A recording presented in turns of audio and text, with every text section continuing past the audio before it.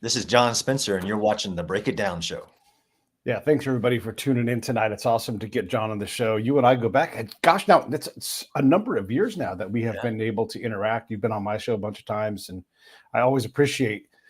I've always appreciated when you're on, but oh my gosh, you have exploded in terms of influence, and that has got to be for you an insane ride. I mean, you always did great work, but there's mastery, and then there's like influence, right? And you've had mastery for a long time, but now, wow. Well, I mean, so I really appreciate that, Pete, and I think that since we've been talking, like I learned from you, Mm, and this is a lifelong learning process. I've just had the immense privilege to have a job where I can focus on one topic, unlike a PhD, even narrowly. I have no bounds to studying cities, to what type of warfare in cities. But I've learned since we started talking, I'm not that same person. I've learned so much more. Um, yeah. Even after I retired from service and started traveling the world and going to these places where I used to go to battles right after they ended, like Nagorno-Karabakh or in Ukraine. But now I'm going into battles as they're happening and trying to gather lessons. But I really appreciate that. And, like you said, I really appreciated all the kind words with your last show with Jeff, a good friend of mine. And the fact that, people are listening now because people are seeing like what we were talking about in the past of, don't get comfortable. You can avoid you might not have an interest in urban warfare, but it has an interest in you. Yeah. Yeah. Well, so I want to cover this. I thought we were going to start somewhere else, but since we talked about some of the exchanges we've had, we recently, I think you had posted something and then I made a comment on it. But I think this goes to one of the things I've discovered in my time in combat is like the transparency that's required to communicate clearly what's going on. Because if you don't do that, then the narrative belongs to whomever uh, takes that initiative, right? And so that narrative issue has been obviously a big thing here. We had you were talking about the aerostat and looking into Lebanon, right? And I said, part of the ground truth problem is that you don't control what that message from that aerostat being up there is, and this kind of breaks our commander brain. But the reality is Lebanon can say, or Hezbollah can say anything they want about that, and any farmer, any businessman looks up and they're like, that thing is doing this evil thing. And look, there's some classified things that happen with the monitoring, but by simply possibly this is a possible solution by showing people what this thing does and being transparent about this is a camera platform, it's not a weapons platform, it's not this really happened in Afghanistan. Aerostats flying, I'm talking to the farmers. A buddy of mine had told me about this, and the farmers will look at the aerostat, and by the way, everybody, aerostat is a blimp with cameras on it. They're like, that thing has x-ray vision and it's looking at our naked wives. And if you're a commander and I tell you that, you're like, that's not true, and I'm like, it doesn't matter, man. What matters is how that impacts your are you winning or losing right now with that message out there, right? And so it requires a lot of us to kind of put all of our expertise in this bucket and say, have we considered this part of it? How do we deal with this? Does this apply here? And it's very complex. So I wanted you to talk about that, but also how do you sort all that complexity out?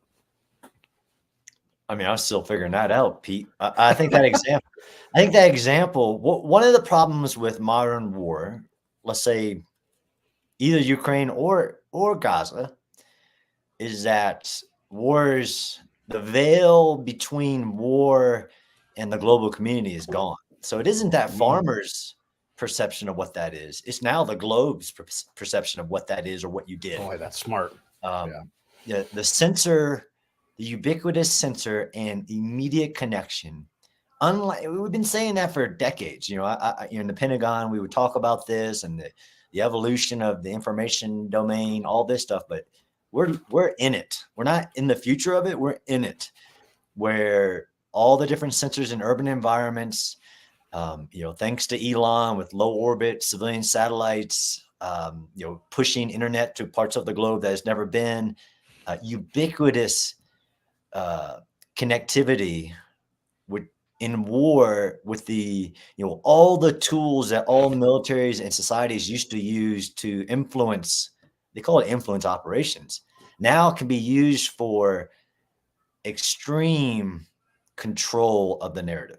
You used to fight the narrative. Like if you don't want to fight in the narrative, you're going to lose.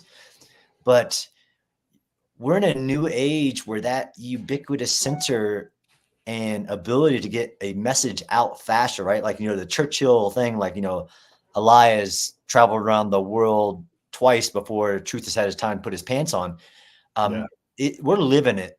And they were talking about it back then, with telegraphs and stuff. We're living it now to where literally X or whatever can spread. And it's not informed understanding, like you said, like it's the entire world, billions of people looking into war through a soda straw going, oh, I know what's happening. Like you don't have a clue what that is, but you believe, with issues with societies and critical thinking that for a fact, or you're listening to some anonymous experts who's telling you.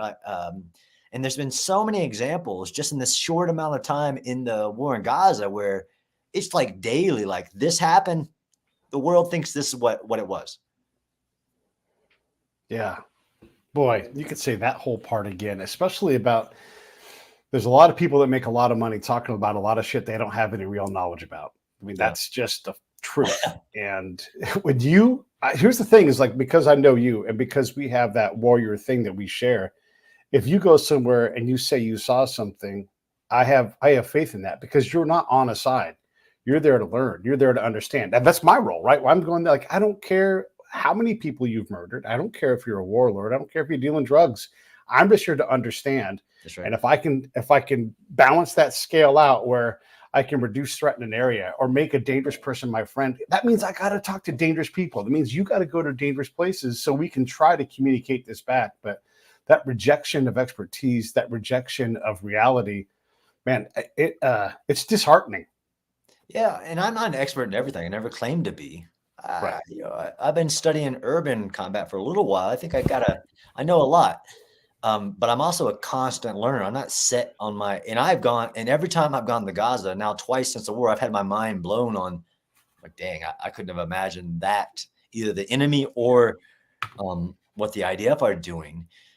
But I mean, this gets to like meta thinking, like the way I see things is because of what I know, what I've studied. You talked about mastery. The fact that I taught strategy at West Point helps me understand that, yeah, I can tell people what's happening, but I know for a fact that it's the perception of what happens, that the war is politics, and it does matter if the world thinks something's happening, even when it's not. And they use now numbers, like all kinds of crazy stuff. I know enough about teaching strategy that in war, it is a contest of wills.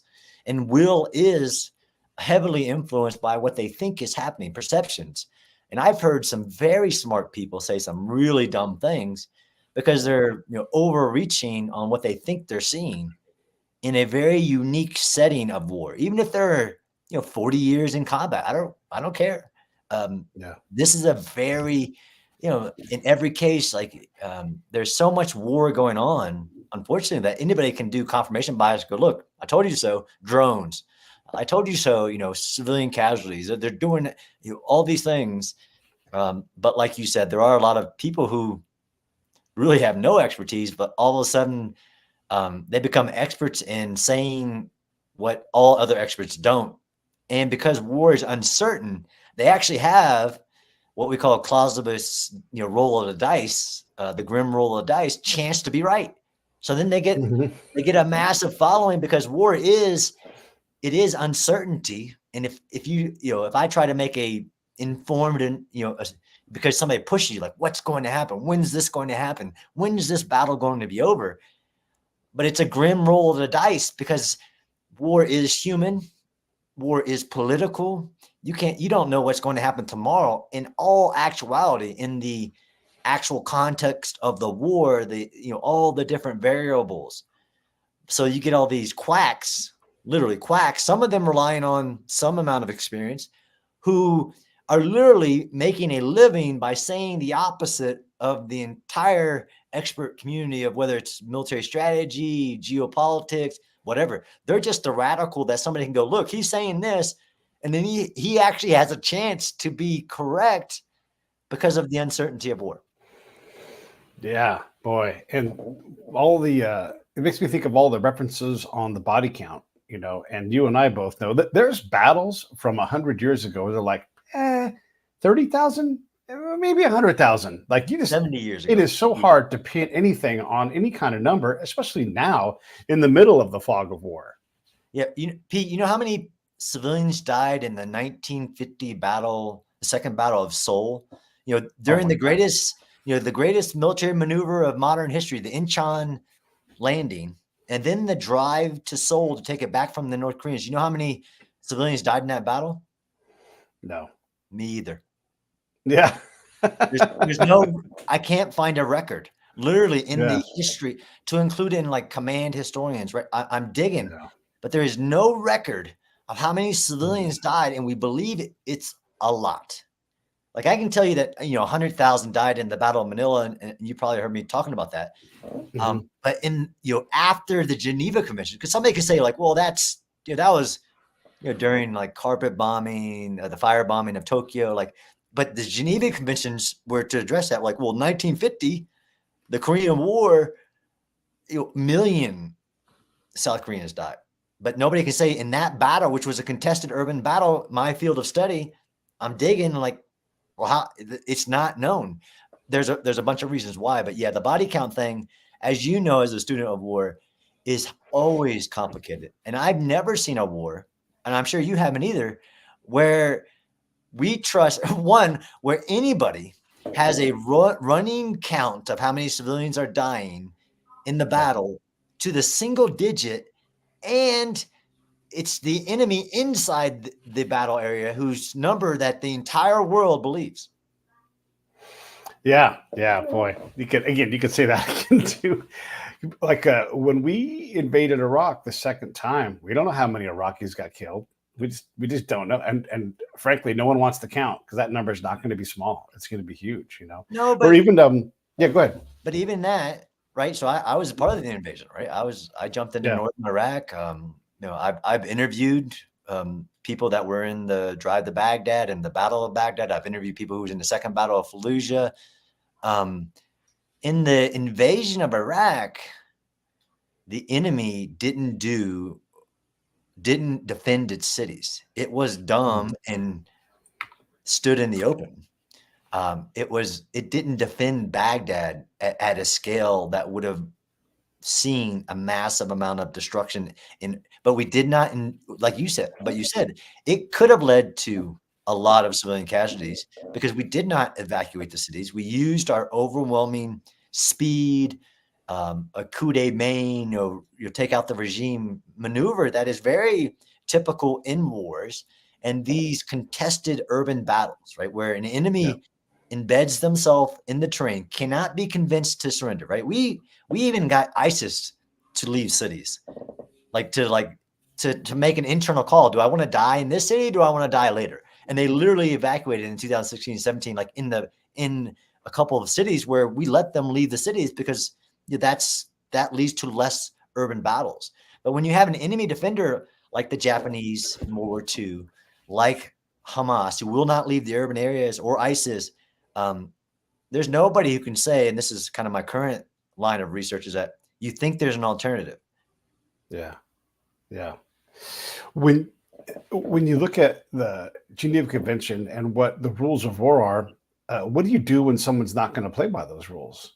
You still follow them. That's the way we fight. That is inherent in the law. Actually, it doesn't matter if the other side's following the law or not.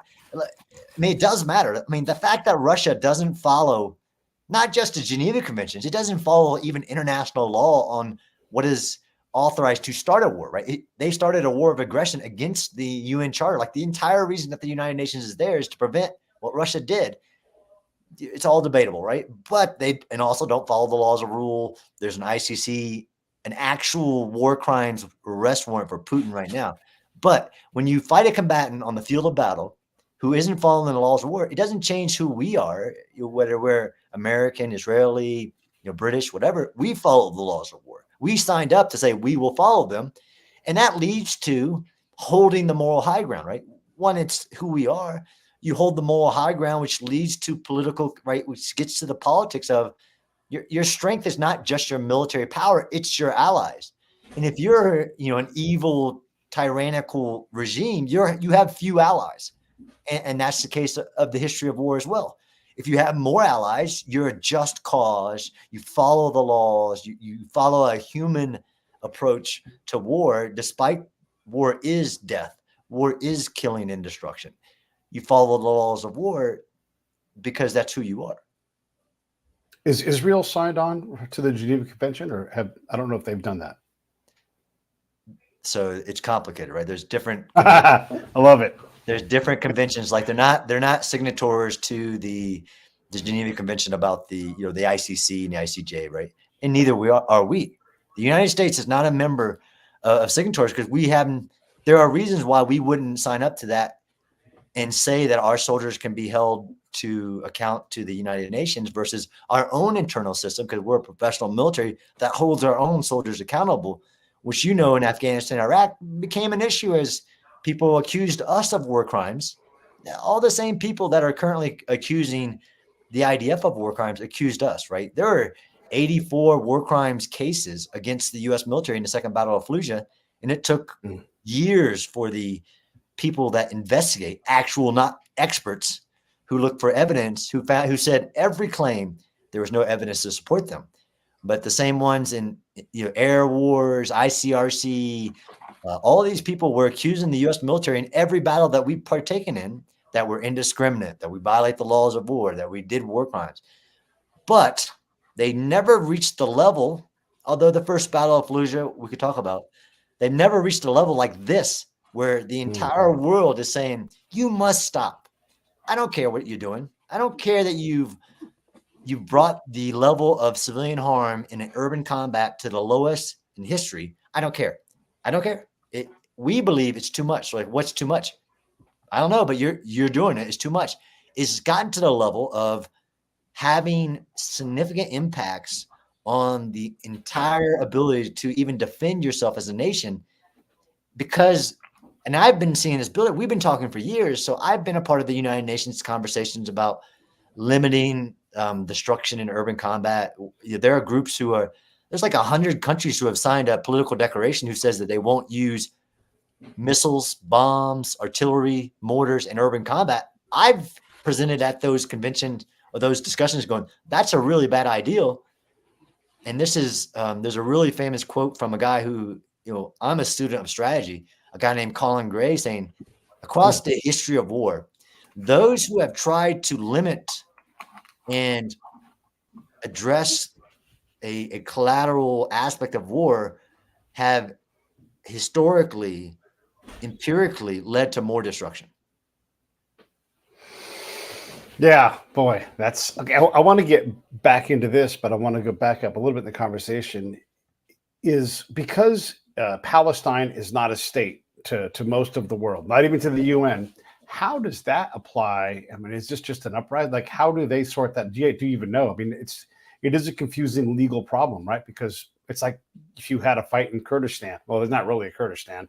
So, what kind of fight is this? Are they actually fighting? I don't know. It's such a weird thing. So legally, how does that work into the mix? Because there isn't. That's a great question. I'm a urban warfare student, scholar, but I've had to because of that. Because in the urban terrain, unlike any other environment on the planet, there are more restrictions on the use of force and the laws of war, right? So that you can't, protected populations, protected objects, all of this stuff. In that aspect of who the combatant is determines whether it's an internationally armed conflict or a non-internationally armed conflict, which would include, non-state actors and things like that. So the law does account for that. But this is the major problem where, again, the world has lost its mind, is that, yes, Hamas is a terrorist. It's a terrorist organization designated by the United States, United Kingdom, and many other countries. They are terrorists by definition. But they also had a de facto state. That Gaza was a de facto territory that they controlled politically, economically, and yes, Israel prevented them from having an air force, a navy, things that they would use by their charter and by their words to destroy Israel. But by de facto, they had a massive military. One, they were the ruling authority of an autonomous area. They had a massive military of over 30,000 fighters, 30 battalions, over 15,000 short-range to long-range missiles, an underground complex of over 400 miles of deep buried military bunkers that no military munition can reach. They were as close to a state without being a state as you can get. So when you talk about going to war against one, they invaded Israel. Like, that wasn't a terrorist attack. Yes, they were terrorists, but they invaded Israel with over a division level of forces. If you count the 3 waves of over 4,000 Palestinian people of Gaza, that included designated terrorists. So you're a combatant in that aspect, although they're illegal combatants.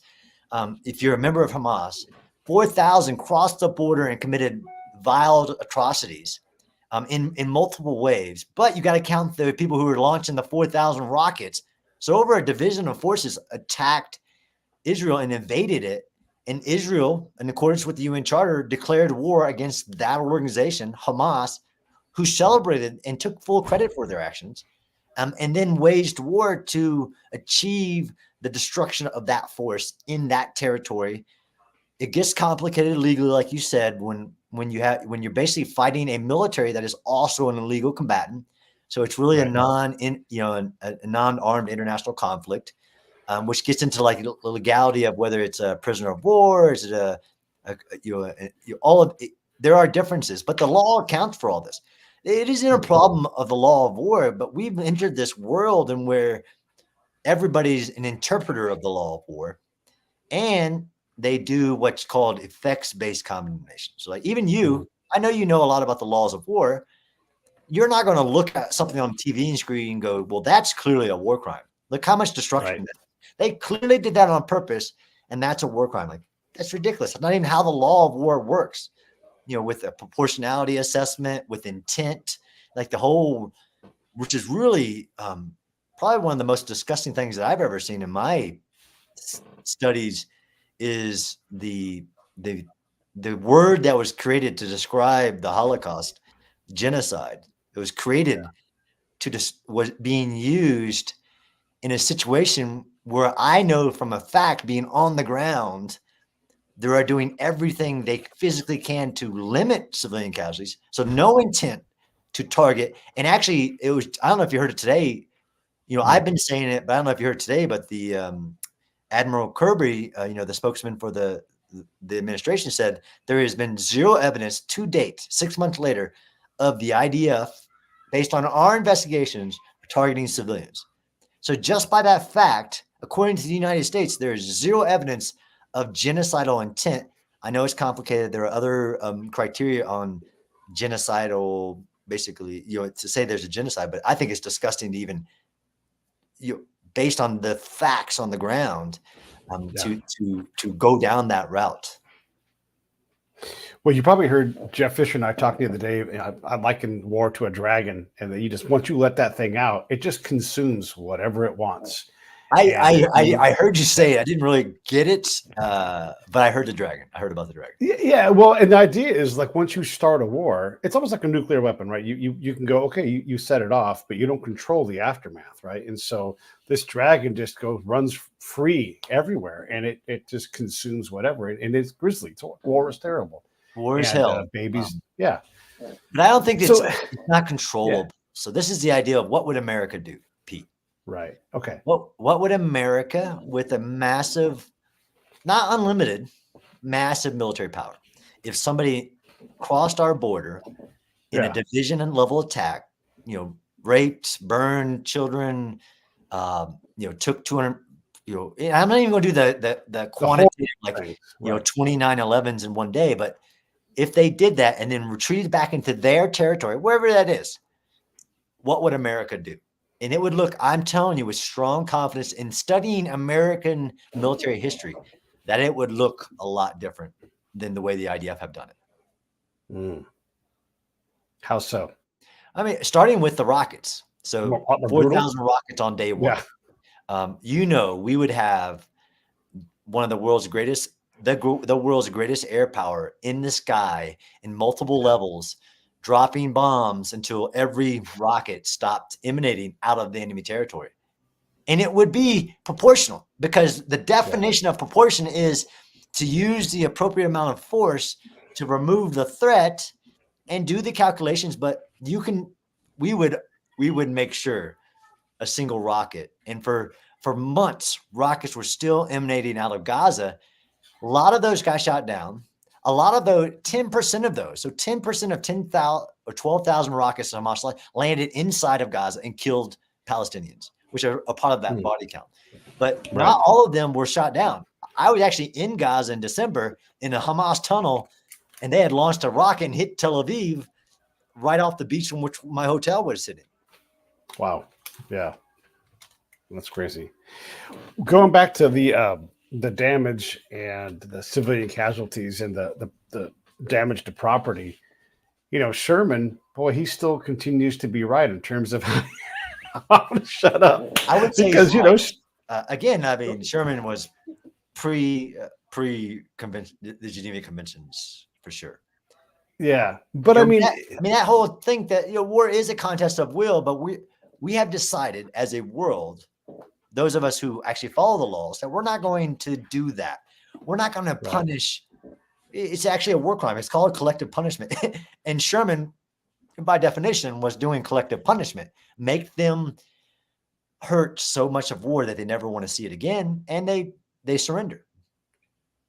Yeah, but I mean, that is a means to an end, right? And one of the things I've been saying is the fastest way for this conflict to stop is Hamas to stack arms, march home, and give up the hostages, right? But they don't want to. They have the will to fight. And so there is that competition of will. And so is it less grisly to just let Sherman go out and burn down cities and be like, this is what happens when you start a war with us? I'm not promoting. Yeah, no, I understand what you're saying. I don't think so. I've gotten this question. I think that war is a contest of will, and it is about using overwhelming force to achieve the goal as quick as possible. This is the idea, which I think is the road we're going down. Again, back to that Colin Gray statement. The more you try to limit the brutality of war, even beyond legal obligations, you're actually increasing destruction and death because you prolong the war, right? So this is the idea of the IDF have gone slow and methodical. And since Hamas is not going to surrender, it works into their strategy of just prolonging this until somebody says, somebody like the United States says, look, I understand you have the right to defend yourself. I understand you had the right to retrieve your hostages, but you need to stop. Because of the fact that they went slow and methodical, and time is never unlimited in war. It never has been, never will be. So this is why we developed maneuver warfare, right? Maneuver warfare is actually a cognitive, if you're a maneuverist approach, is that we want to cognitively defeat you, as in you lose the will to fight because you view it as futile. One, how dare you? Like you said, like the deterrence is you believe I'm so strong, you won't do it. But then even in the execution of war, I'm going to come so fast and so hard that you, like I saw in the invasion of Iraq, you just walk away and blend back in. You stop fighting. Hamas, who's a terrorist organization, who literally their goal is death to achieve their grand strategy and the death of their people, which is unique, right? So it's not unique to use human shields. All terrorists do that. It's unique to have a strategy that relies on human sacrifice, as in they need as many of their people to die so that they can achieve their political goal. So how are you going to methodically convince them that there's no reason like that? You're not. You have to kill them. Yeah.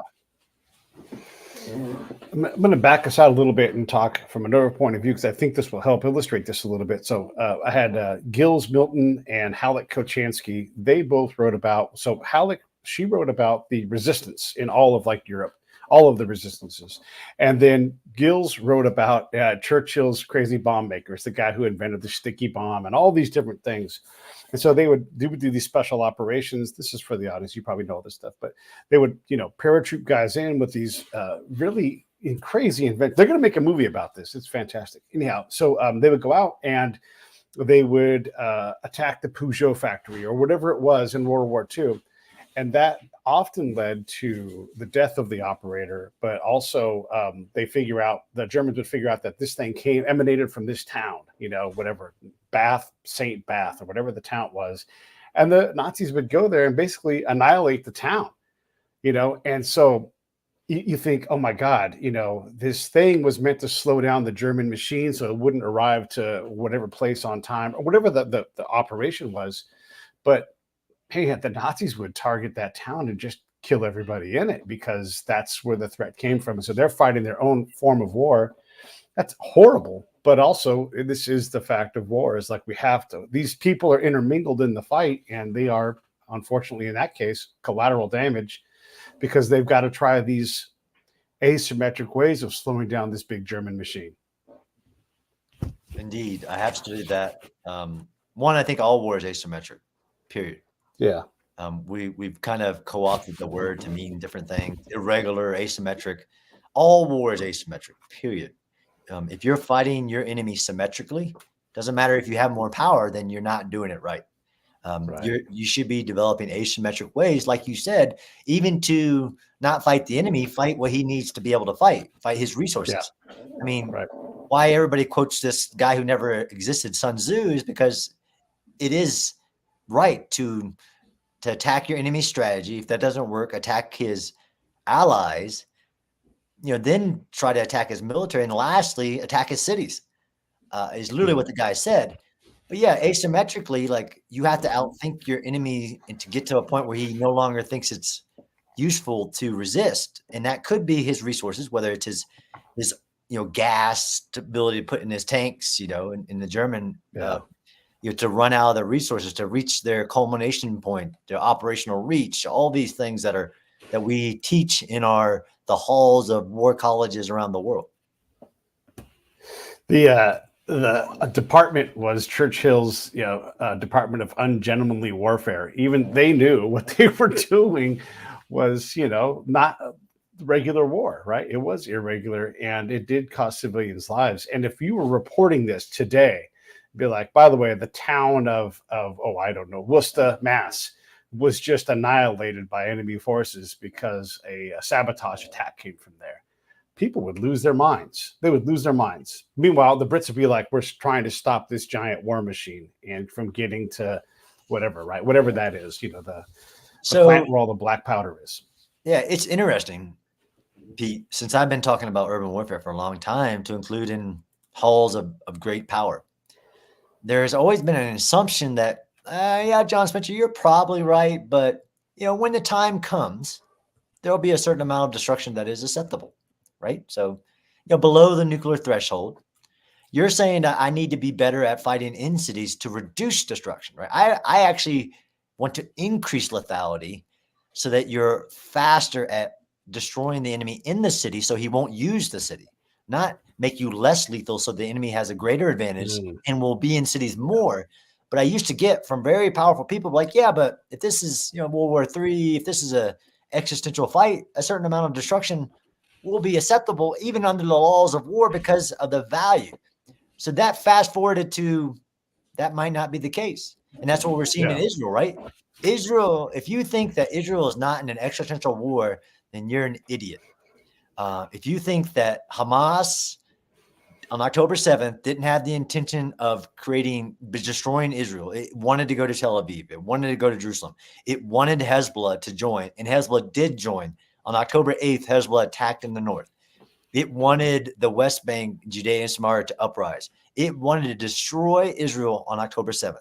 And if you believe, but again, so going back to that rationale with some very powerful people that, if this is an existential threat, if this is World War III, a certain amount of level of destruction will be warranted. And so, John Spencer, your warnings about us not being prepared for urban warfare won't matter. we can just bomb our way out of it. And the world is showing all those people like that's not true.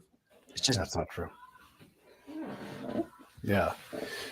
Yeah, you've talked to a lot of people, and I want to get into that a little bit because you have sat down with, well, we were talking about Michael Oren earlier, and even within Israel politics, there's a push-pull, and Netanyahu's got to hold a parliament together.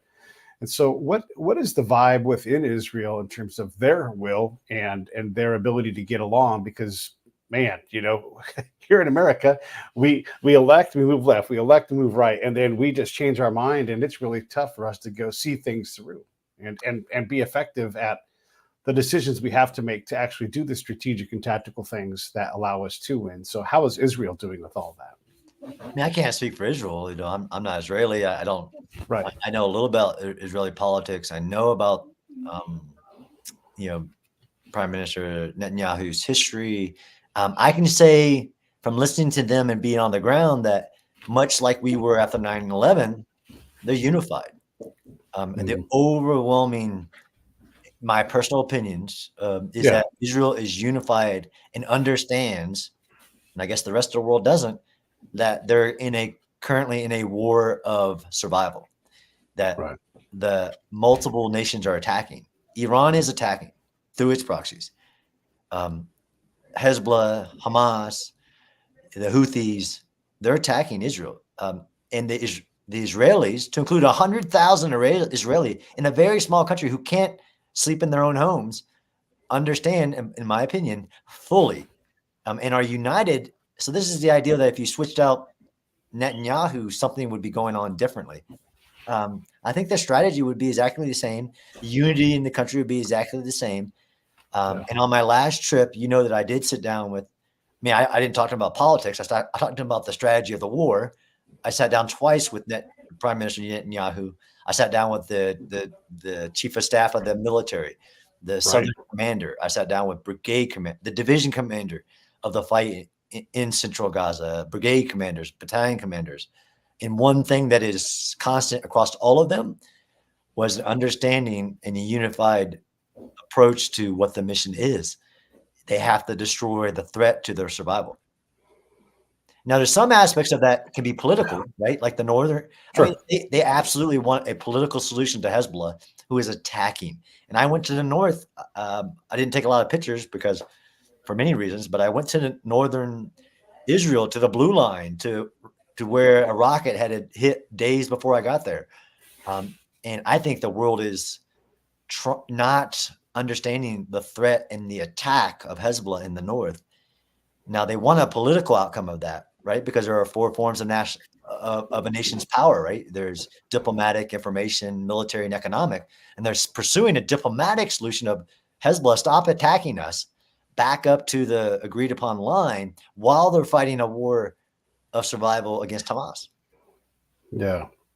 Yeah. And meanwhile, here's Iran constantly rattling its saber. And the thing I've been saying, and I'm prepared to be wrong about this, but Israel gets to believe Iran when it says it wants to, drop nuclear bombs on them or eradicate them from the earth.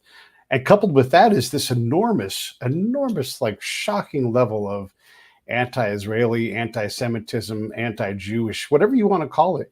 It's shocking the amount of people that just jump to the hate part of this. And boy, so I don't blame Israel. Like if everybody's offering this hate and this death and destruction, annihilation, at some point, they get to believe it.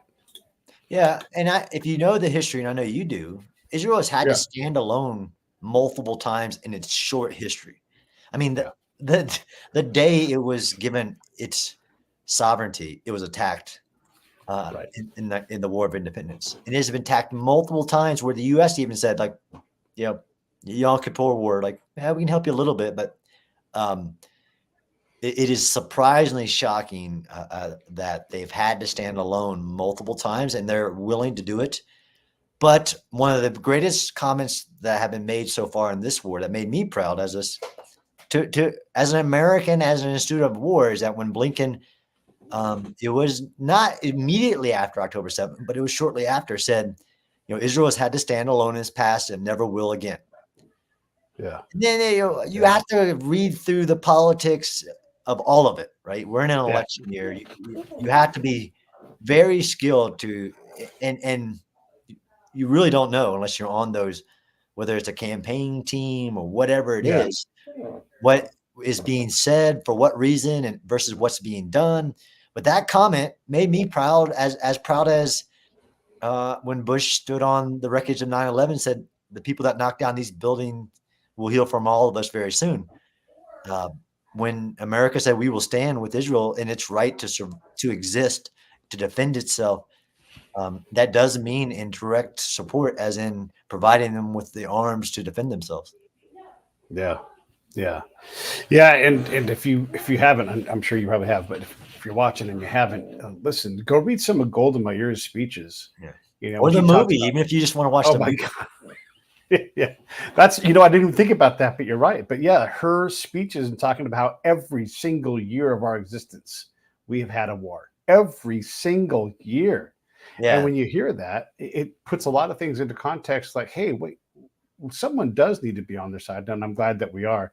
Yep. And I'm also not against Palestinians, Nope. but there has to be some kind of reckoning in there so that we can get on with getting on. And for right now, the hawks have to fly because the doves, it didn't work, So Yeah, this let's is the crazy part, is that how misinformed people is that you can be pro-Israeli, you can be pro-Palestinian, and still right. be anti-Hamas, and still be anti-terrorist, whether it's the Palestinian Authority or Hamas, that are Mhm. terrorists, in my opinion, with no affiliation.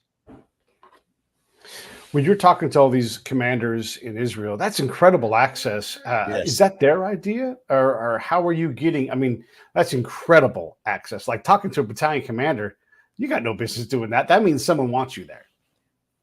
Um, so one, my research in Israel didn't start with this war. So I have built up years of connections in studying their military, but also I agree with you, immense credibility. And like you said at the beginning of the show, I'm not pro anything. Right. I research and try to bring understanding to the facts on the ground, whether that what happened in Kyiv in 2022, in Nagorno-Karabakh in 2020, or what's happening in Gaza.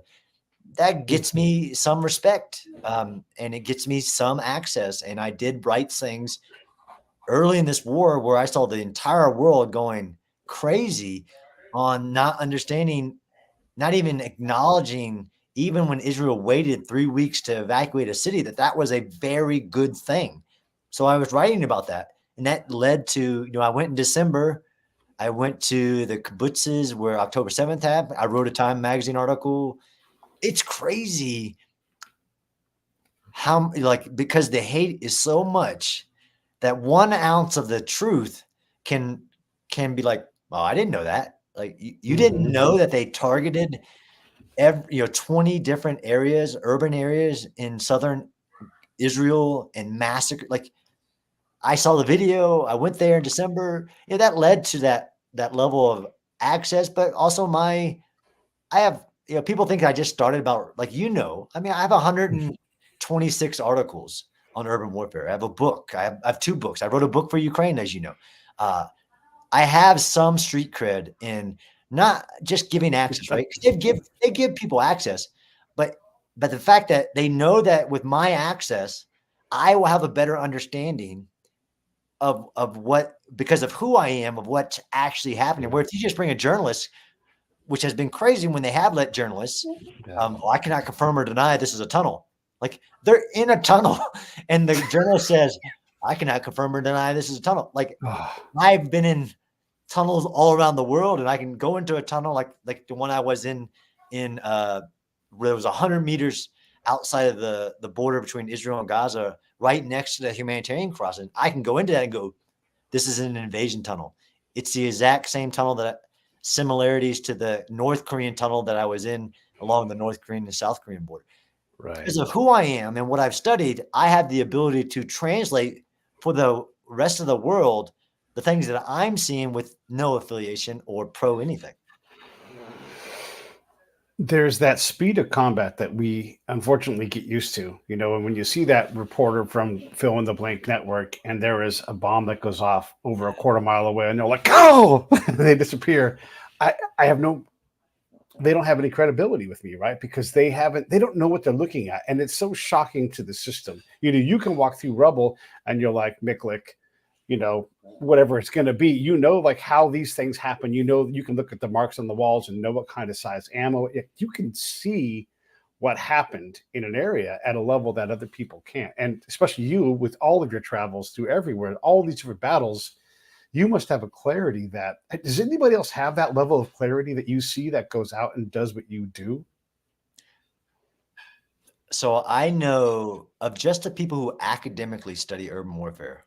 I know them all personally, and they all fit on one hand. Yeah. There are reasons to that. I mean, there are thousands of counterinsurgency experts, literally thousands, PhDs in political sciences. I know of one PhD who did his PhD in urban warfare that I've ever met in my life, and he did it on 5 battles, and that was it. And then his PhD is done, and he goes back to doing what he is. There is and this is what I do when I travel the world, as you know, and I've told you this, like the gap in the world is urban warfare experts. And this war shows that, because you have legitimately like very senior military people, very senior policy people making statements that make it very clear to me that they don't know the history of urban warfare. They don't know the history of this warfare. And Pete, as you know, as you traveled even in Afghanistan, the practice of combat observers is gone. Yeah. Because the war has become more political. We used to send combat observers all around the world in our history. Even in our Civil War, there were French, British, all kinds of observers with our units in the Civil War. Yeah. Not partaking, observing. We used to send people into Japan during the Japanese-Chinese War, just observing. That practice for political reasons has gone away. So how do we have an understanding of some aspects of war? There are reasons, because military advisor became a mission creep into other things, especially during the Vietnam War and all this stuff. But we've lost that insight to the actual battlefield. So I don't want to be so brash to say there's nobody like me. I can tell you that I have a lot of job security, because if you want to be like me, you're about 10 years behind on just the academic study and the traveling into the world. I don't know of anybody else who has a mindset of learning from a battle, who's been into the battles of Nagorno-Karabakh, been into the battles of Ukraine, and into the battles of Gaza at this current moment. There might be somebody, but if there is somebody in like a alphabet, whatever agency, whatever, he isn't able to share his knowledge with the world. Yeah. Because I learned, like you said, the definition of mastery, Pete. Mastery is a level of expertise where you have to be teaching and conducting scholarship, because that's in U.S. military definition, that's another level of mastery if you can teach it. So I teach at the world's only course, and I can say that with full confidence, the world's only course for division level commanders and staffs on this exact type of warfare. And because I have to teach, I have to advance my expertise and my learning to that level of mastery in some aspects, because I think that's the challenge, right?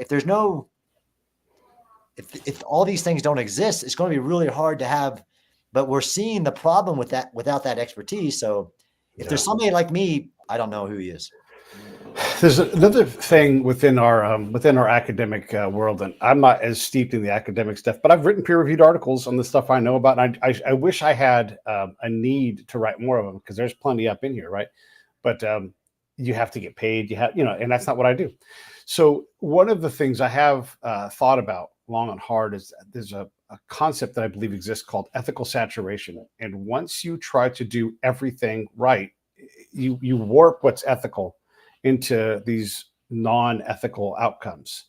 And so the practice of being ethical in everything and taking on every initiative makes it so that you actually end up killing more civilians again. And so I'll use some examples to kind of clarify what I'm talking about. You have a infantry combat patrol going off a camp in Afghanistan, and they're like, by the way, if you see men raping boys, you need to deal with that. By the way, you're also going to go out and you're going to check on voting practices to make sure that the elections are safe. By the way, you're going to go engage with the female population. By the way, and there's no professional mastery. There's no professional license to do any of this shit, right? And so you're desperate to help the farmers, but you don't even know what it is to be a farmer in Afghanistan. And I always use this example because it's so crystal clear when I say this. I'm talking to an American farmer who's a major. He's on an agricultural development team, and he's trying to teach pomegranate farmers how to do a better job. And I said, what is the market chain from this dude to when it ends up in a bottle? He's like, I don't know. Like, well, then why are you fucking with it, right? Because what happens is we make these bold assumptions that are wrong, and what we think we're doing is right ends up not being right. So that's the concept of ethical saturation. And when we look at these things where we want everyone always to do the right thing in our mind of what's right and wrong, you end up with chaos and bad outcomes. I mean, I think I definitely understand all those examples that you gave, especially in our history and folly of building, fighting counterinsurgencies for illegitimate governments and trying to build nations. I understand that. But there is, in a profession, some underlying principles, like in the medical profession, do no harm. Right. There is some underlying ethical, and you've seen this, where a commander who doesn't know what he's doing, the can-do attitude, he's trying with a set of principles of legitimately trying to help and not hurt. This gets into I do believe there is good and evil in this world. I have seen evil firsthand. This is why what I saw Hamas do was the worst kind of evil I've seen in my entire lifetime of studying war. And I was at Bucha 2 weeks after it. Hamas is a unique type of evil who has in their internal system to do harm, to do evil. In where you have this other framework of a profession who has these underlying principles beyond all the laws of war, right? Because the law of war is actually go to the 1800s. It has fundamental principles, like the first principle of do not target civilians, right? And hold ourselves accountable. That's really one of the definitions of a profession as well, as self-accountability. So if we have a rogue soldier who goes off and kills a bunch of people and chopping off ears and things like that, we're going to self-regulate and punish that person to include up to the death penalty. So I understand the principle, and I hope you do more writing about it, Pete, because I believe I learn. That's why I don't like the term expert. I'll use it if I need to. I'm a student, and I'm in constant pursuit of learning in this very specific domain that I think is the future of war for many reasons. This is the domain of war. What we're seeing in Gaza, if the U.S. military doesn't believe what's going on in Gaza applies to them, then they're sadly wrong on even this concept of that doesn't matter, how many civilians you're going to kill in this operation. Like, yeah, but I've done all these things. Yeah, but what's your number? Like, well, that's not the way this works. Yeah, but what's your number? What's your combatant to civilian number that you think is going to happen, or you just don't do the operation? That's where it's leading, because I've studied this for long enough and seen it coming.